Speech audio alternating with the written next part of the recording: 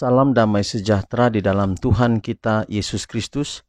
Shalom, selamat pagi dan semangat pagi. Jumpa kembali dalam renungan pagi kita untuk hari ini 6 Desember 2021 dengan judul Hidup dengan Benar dan Saleh.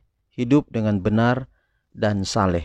Sebelum kita lanjutkan, mari kita tunduk kepala dan kita berdoa. Bapa kami dalam sorga, terima kasih Tuhan untuk semua kebaikan dalam hidup kami. Terima kasih untuk waktu yang indah kami boleh belajar firman-Mu di pagi hari ini. Biarlah pikiran kami akan terkonsentrasi melalui kuasa Roh Kudus-Mu untuk pekabaran firman Tuhan, agar dapat merubah hidup kami dan kami terus berkomitmen untuk hidup benar dan hidup saleh di hadapan Tuhan. Terpujilah nama Tuhan, dalam nama Yesus kami telah berdoa. Amin. Renungan pagi kita dengan judul Hidup dengan Benar dan Saleh. Titus 2 ayat 12 dan 13.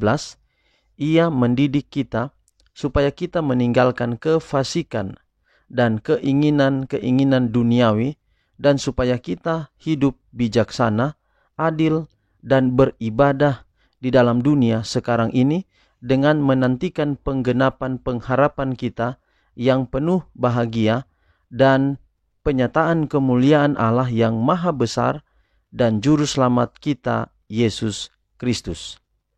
Titus 2 ayat 12 dan 13. Sekiranya hati kita dapat dikesankan dengan pentingnya hidup suci, agar dunia boleh mengetahui kita bahwa kita telah bersama-sama dengan Yesus dan telah belajar kepadanya. Nilai kekristenan tidaklah tergantung atas talenta-talenta yang cemerlang, kelahiran yang mulia, kuasa-kuasa ajaib, melainkan pada hati yang bersih, suatu hati yang disucikan dan dihaluskan, merefleksikan rupa ilahi.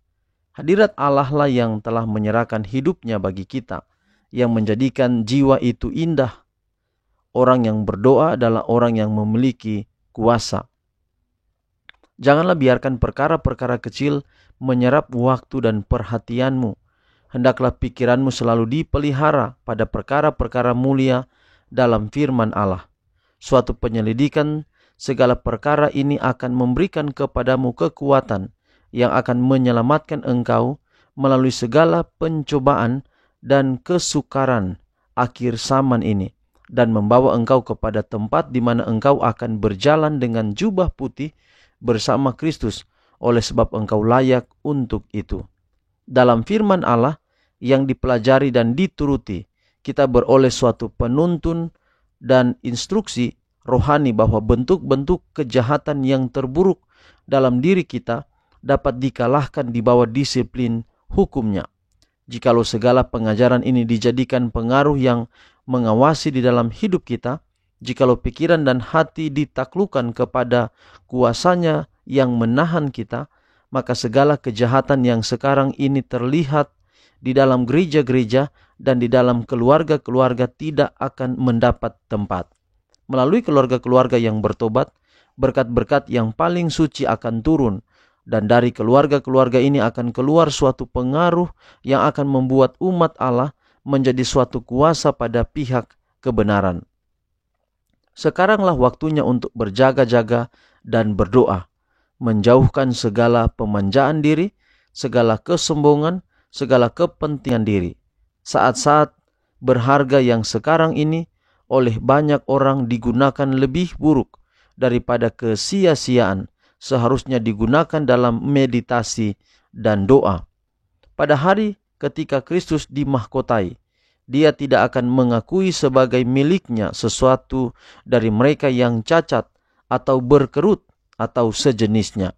Tetapi kepada umatnya yang setia, Dia akan memberikan mahkota kemuliaan kekal.